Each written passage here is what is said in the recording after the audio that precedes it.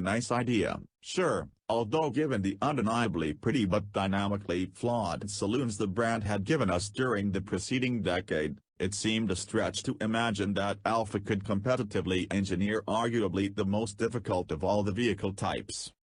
Crucially, it was also attractive, and idiosyncratic, which meant Alfa had successfully executed a two-step forward march without faltering back. Now consider that the new Stelvio shares much with the Giulia, including its design language and the majority of its engineering. It was to present itself as a dynamic competitor to the Porsche Macan while at the same time exhibiting the kind of design that has given the Range Rover Evoque such magnetic appeal. Now, we get to find out whether that heady ambition has been realized.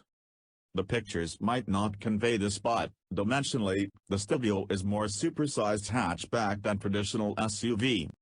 It's marginally taller than a Macan and quite a bit shorter than a BMW X5, which illustrates that Alfa is attempting to purvey athleticism over any utilitarian ideals. The front end is all but a straight transplant from the Giulia saloon, and it is linked to the steeply raked rear by a relatively high belt line. There's the hint of a shooting brake here, and that's no bad thing.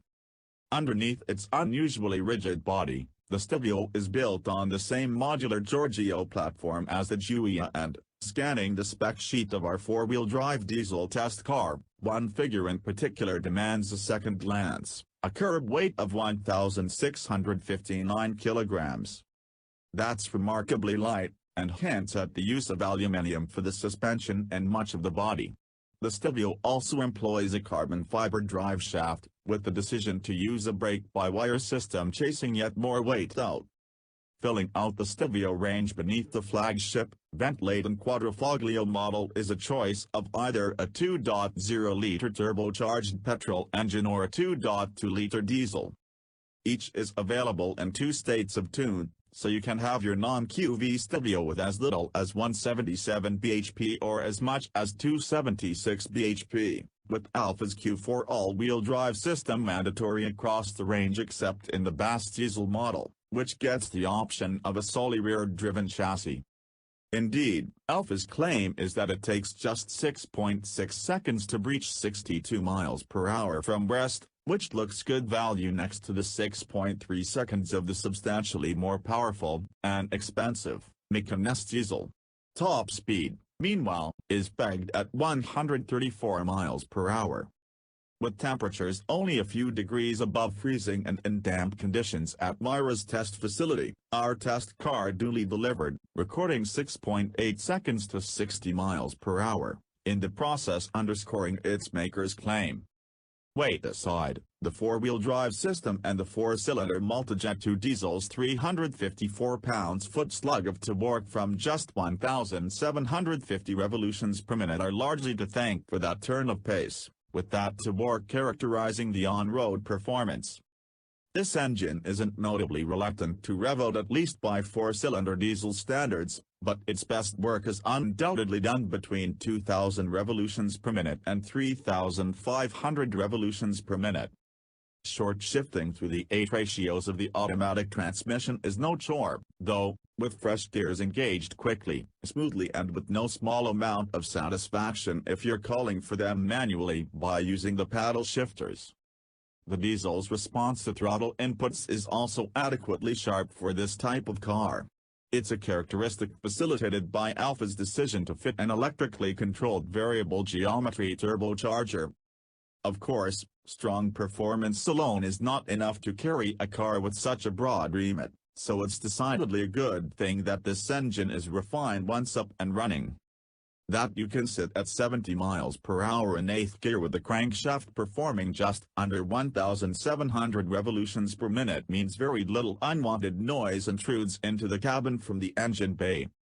Our test figures also indicated a touring economy of 49.7 miles per gallon, which yields a conveniently leggy range of 530 miles, given the 64-liter fuel tank. Diesel is somewhat under the caution in the UK, and it might be tempting to look towards the petrol engines Alfa offers for the Stelvio. They straddle our 207 bhp test car in terms of power, but neither can match the fuel economy of the diesel unit, and nor are they capable of providing the kind of understated urgency that suits more athletic SUVs so well. Worthy of a real sports car. That's how Alfa describes the Stelvio's handling characteristics and, in this case, it's a statement largely devoid of Turinese hyperbole. The Stelvio's particular variety of tightly controlled pliancy comes as a very welcome surprise in this segment and is made all the more enjoyable by a fundamentally rear-driven chassis that seems to find natural balance through corners both daringly quick and nonchalantly steady alike.